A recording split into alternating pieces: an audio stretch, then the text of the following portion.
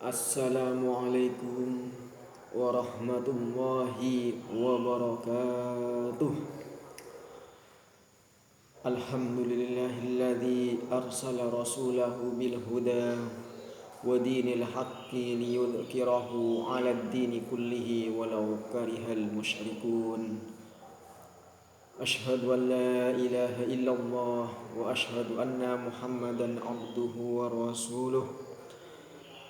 Akhrajan nasa minadh dhulumati ilan nur. Allahumma salli wa sallim ala sayyidina wa habibina wa syafi'ina wa qurrati a'yunina wa maulana Muhammad wa ala alihi wa sahbihi ajma'in, amma ba'du. Hadratil muhtaramin, para alim, para ulama, para jemaah, para tokoh-tokoh masyarakat, para ustadz dan ustadzah, jemaah kaum muslimin, kaum muslimat yang berbahagia. Syukur kita selalu panjatkan kepada haribaan Allah Subhanahu wa ta'ala, yang mana atas limpahan berkah karunia-Nya sehingga kita bisa bermuajah kembali, bisa mengudara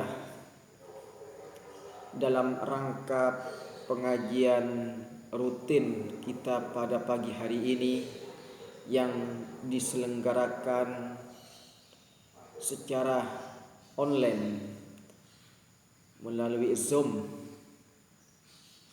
yang ada di Majelis Taklim Raudatul Mujahidin di Desa Manding Lauk ini, yang diasuh oleh Bapak Kiai Abdurrahman. Semoga di dalam perjumpaan kita kali ini bisa membawa barokah, inayah dan ridha dari Allah Subhanahu wa ta'ala. Hadirin kaum muslimin, kaum muslimat rahimakumullah.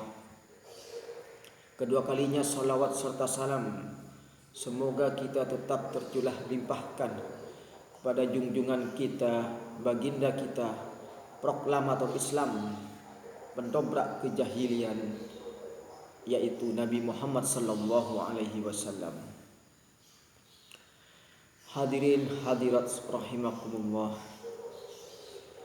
di dalam kehidupan kita sehari-hari, tentu perjalanan hidup kita tidak semulus apa yang kita harapkan dan tidak sebaik yang kita inginkan.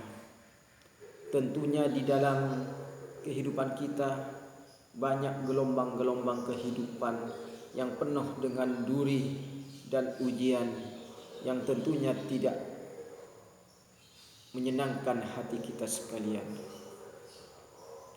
Tentu hal ini tidak lepas dari beragam macam tradisi kehidupan dari berbagai macam suku budaya yang kita alami selama ini. Allah Subhanahu wa ta'ala telah berfirman di dalam Al-Quran, A'udzu billahi minasyaitonir rajim.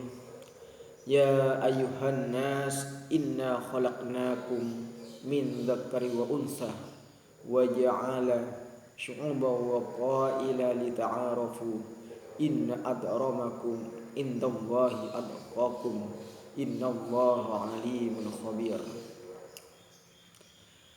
Wahai sekalian manusia, sesungguhnya kami telah menciptakan kamu dari seorang laki-laki dan seorang perempuan. Kemudian kami jadikan kamu berbangsa-bangsa dan bersuku-suku agar kamu sekalian saling mengenal.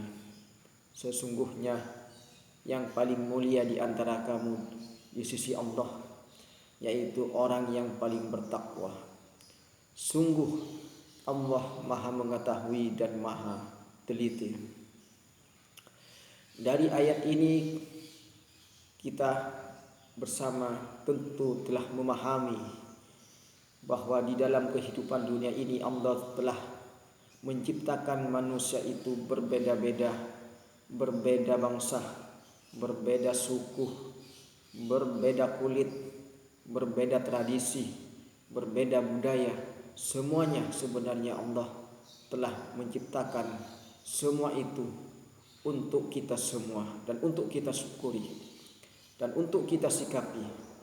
Nah, di dalam menyikapi semua ini tentu kita tidak lepas dari ajaran-ajaran Allah Subhanahu wa taala yang melalui rasulnya dan melalui kitab-kitabnya sehingga bisa berpedoman kepadanya dan tidak ada keraguan sehingga kehidupan di dunia ini berjalan secara harmonis. Hadirin sekalian, kaum muslimin, kaum muslimat rahimakumullah. Tentu dalam menjalankan kehidupan ini ada pedoman-pedoman yang harus kita laksanakan di dalam kehidupan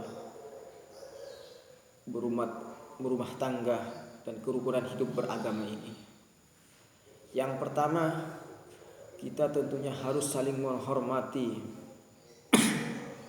Kita harus saling menghormati. Jadi kita dalam kehidupan berumah tangga, dalam kehidupan bermasyarakat, baik yang tua, yang muda, semuanya harus saling menghormati.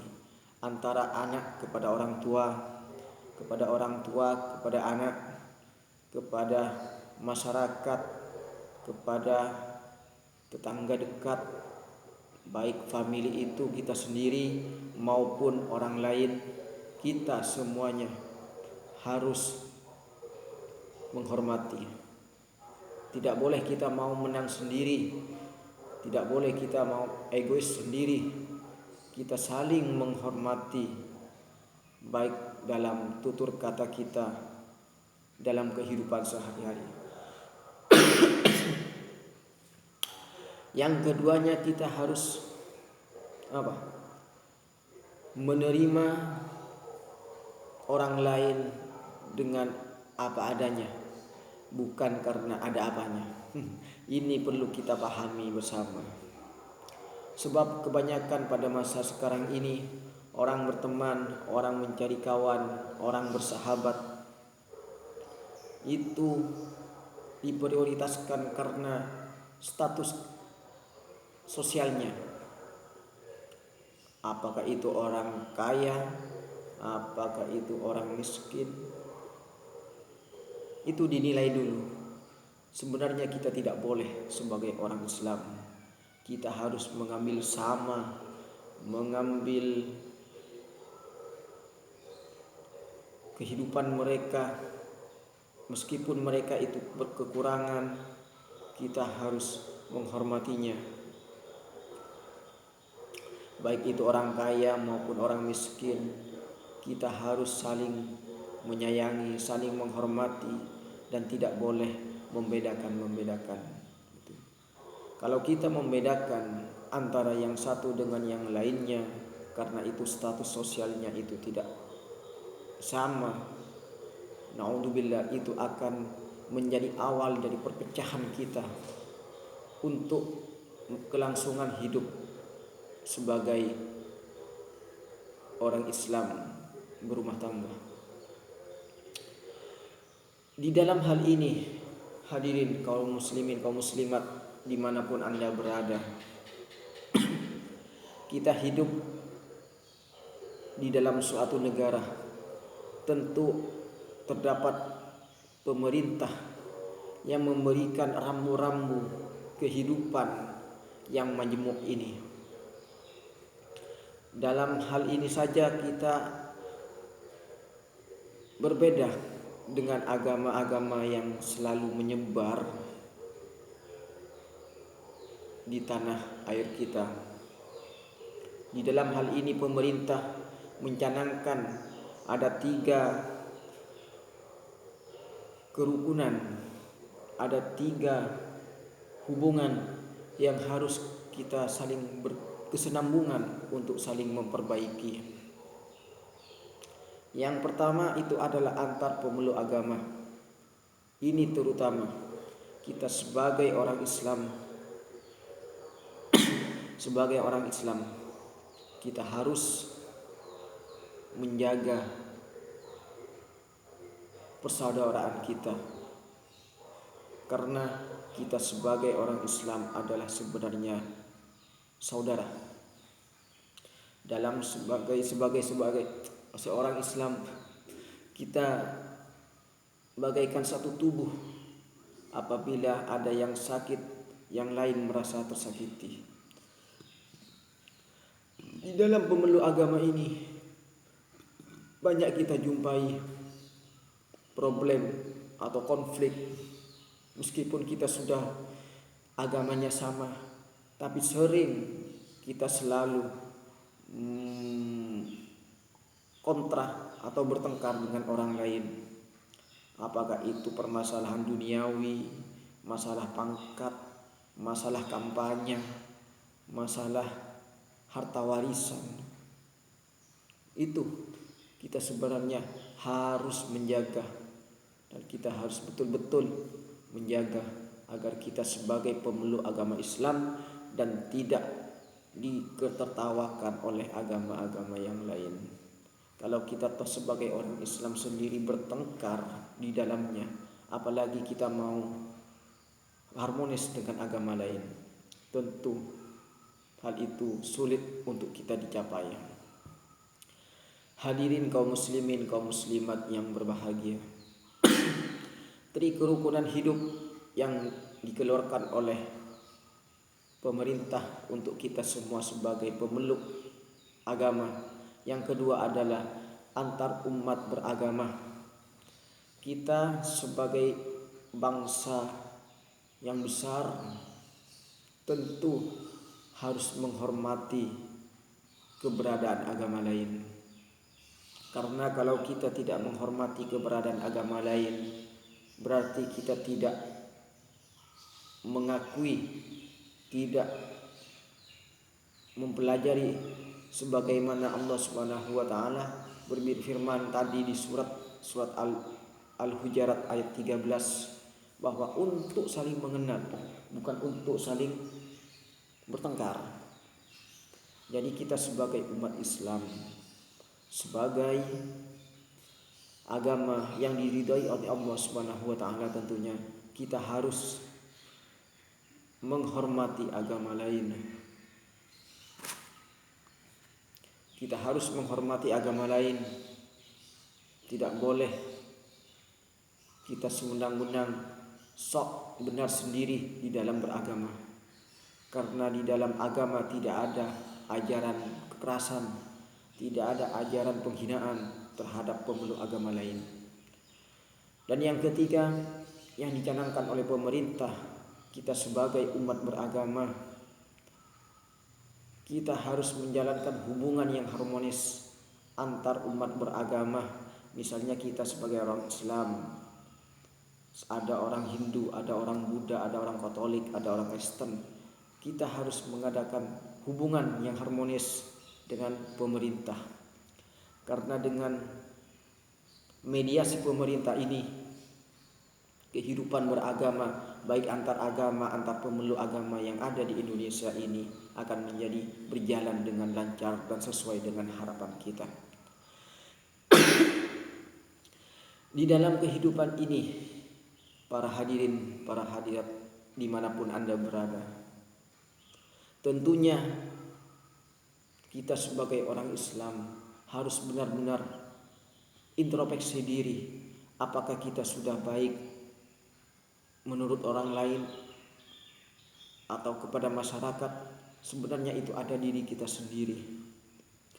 Di dalam kerukunan umat beragama ini, tentu kita harus lebih sensitif lebih mengedepankan perasaan.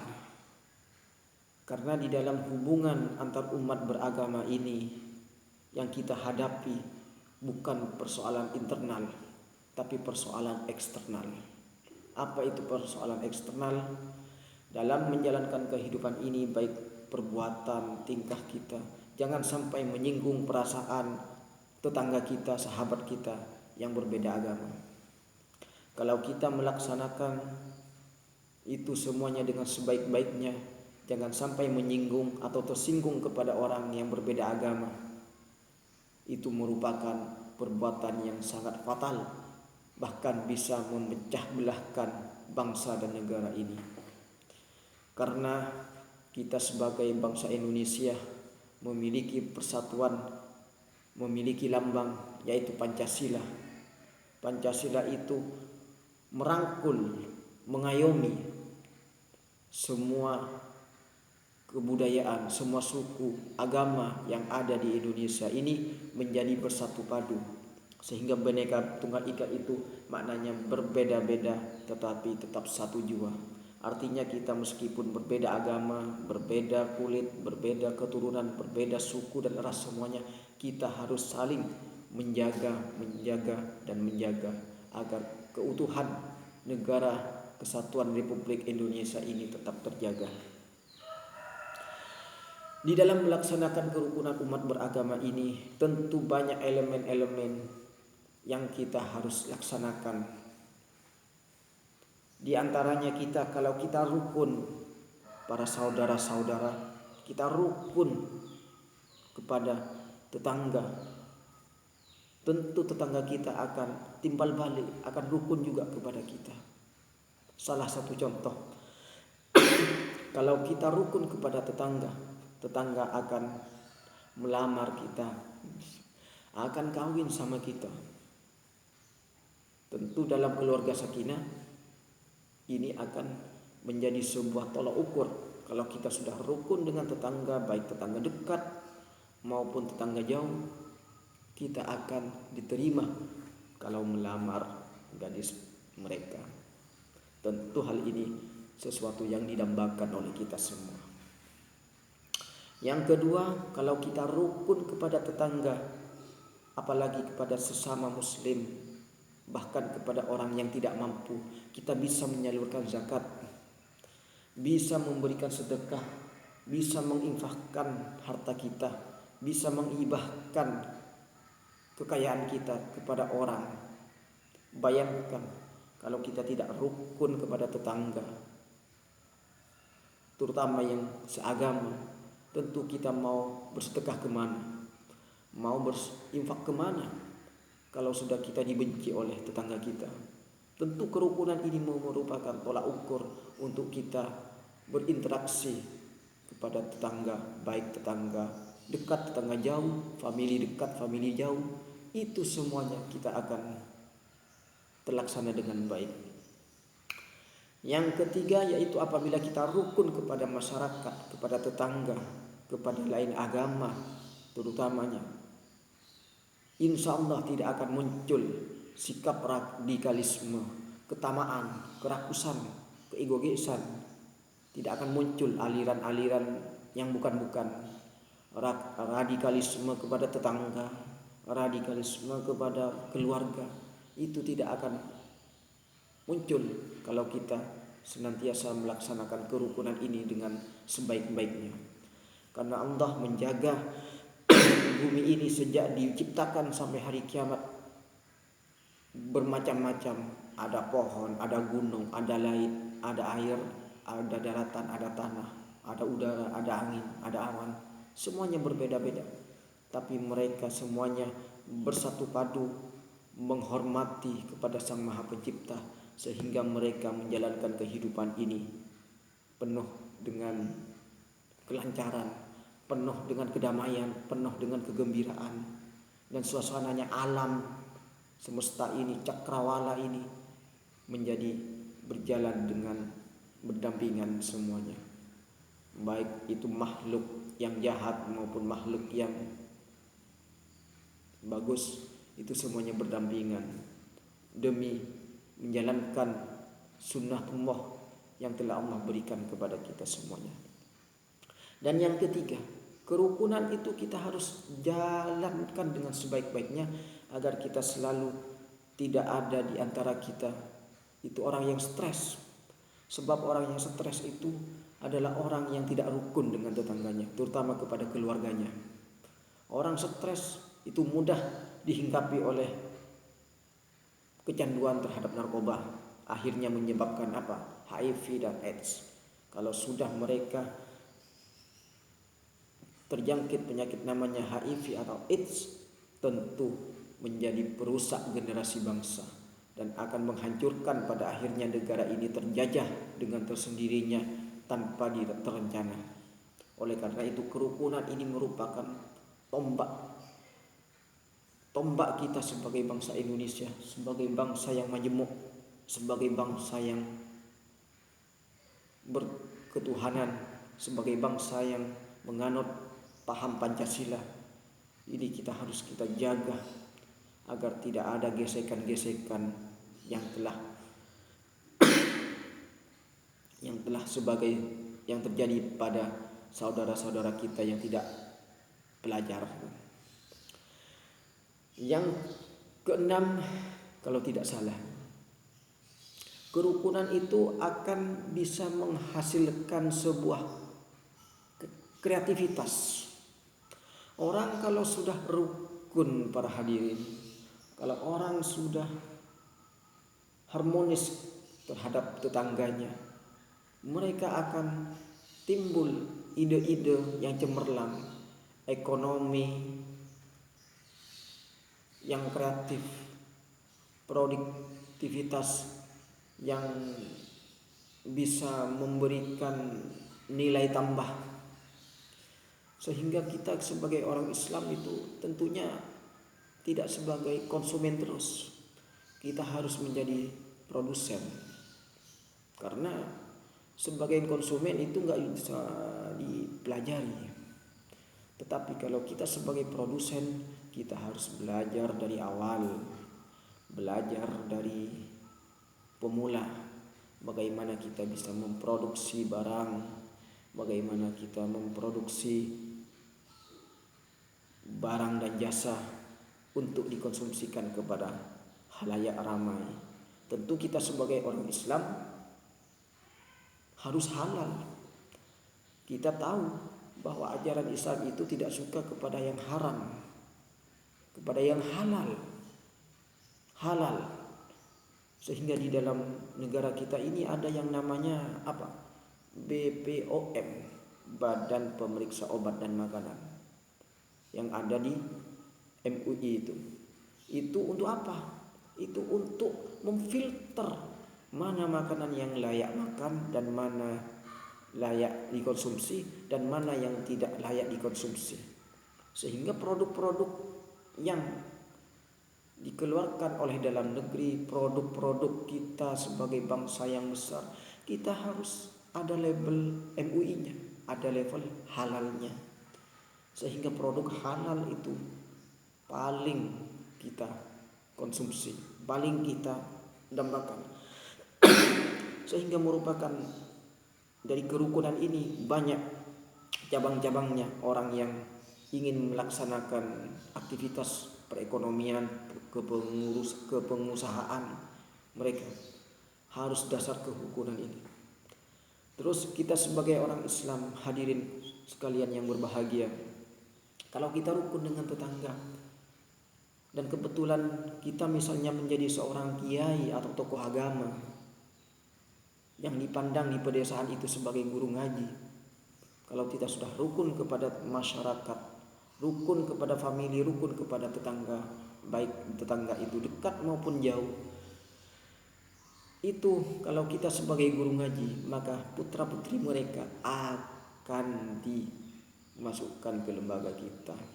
Dan kita kalau sudah sebagai ustadz atau sebagai guru ngaji di pedesaan maupun di perkotaan, insya Allah kita akan mempelajari, mengajarkan mereka, membimbing mereka untuk memahami apa-apa isi Al-Quran, sehingga mereka secara otomatis buta huruf Al-Quran tidak akan menjangkit mereka, dan mereka tidak akan buta huruf Al-Quran, sehingga kita bisa mengajar mereka dengan tenang, dengan serius, dengan legowo.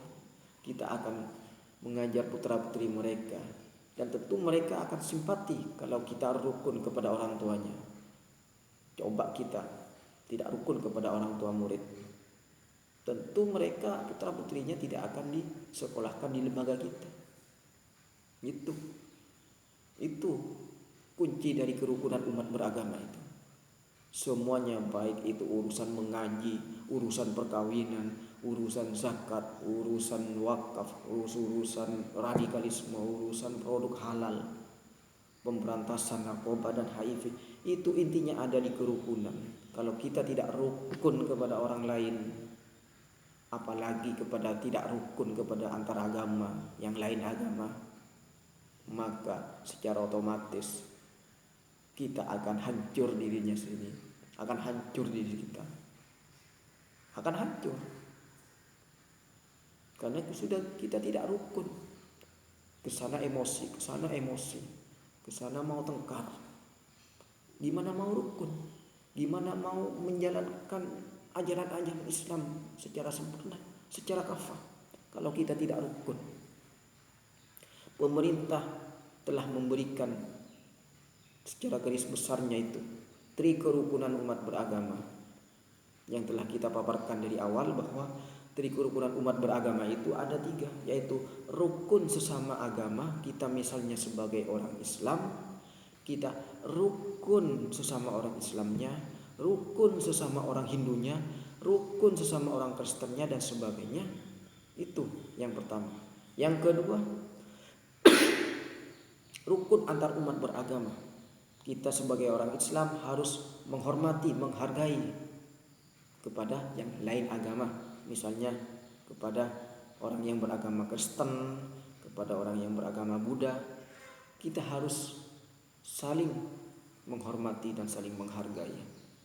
Dan yang ketiga, kita sebagai bangsa dan bernegara, kita harus rukun kepada pemerintah.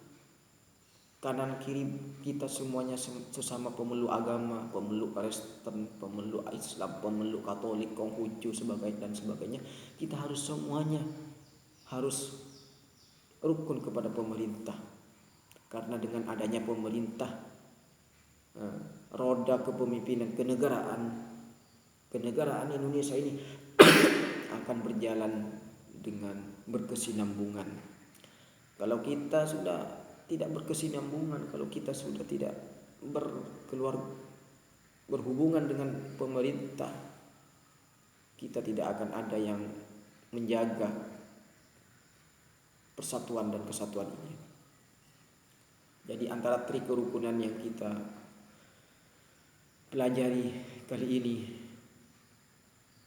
semoga bisa membawa hikmah, membawa manfaat untuk kehidupan kita berbangsa dan bernegara, terutama dalam ukhuwah Islamiyah.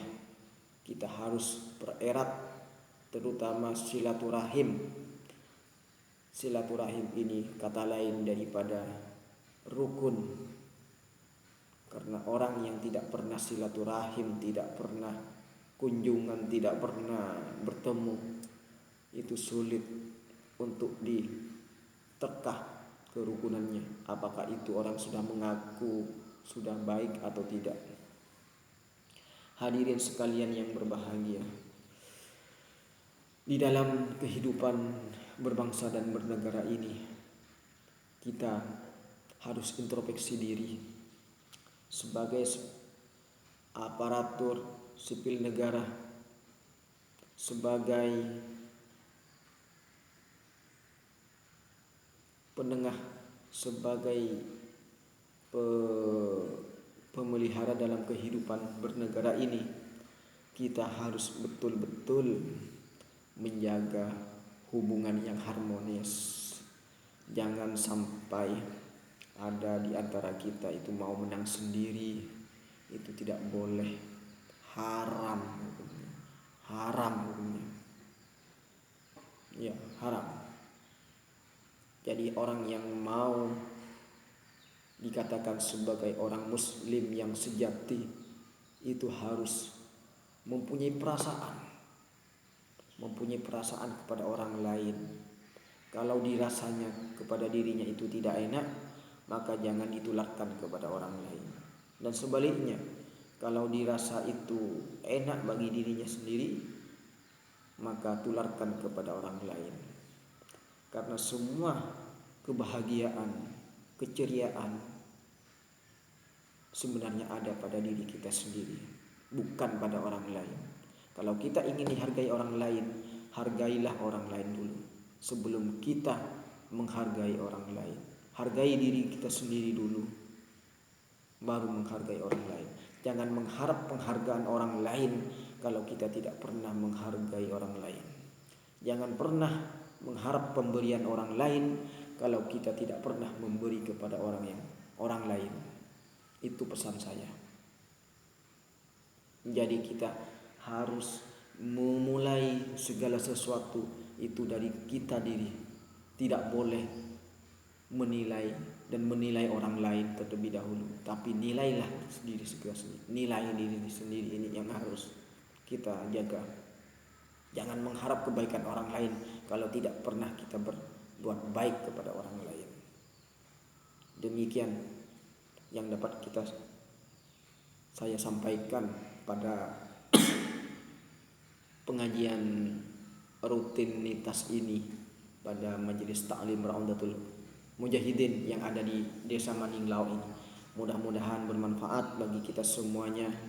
Kalau ada salah itu semata-mata dari saya pribadi, kalau ada benarnya itu semata-mata dari Allah Subhanahu wa taala. Akhiran kita berjumpa kembali dalam kesempatan yang sama, hari yang sama dan jam yang sama, dalam keadaan sehat walafiat insyaallah.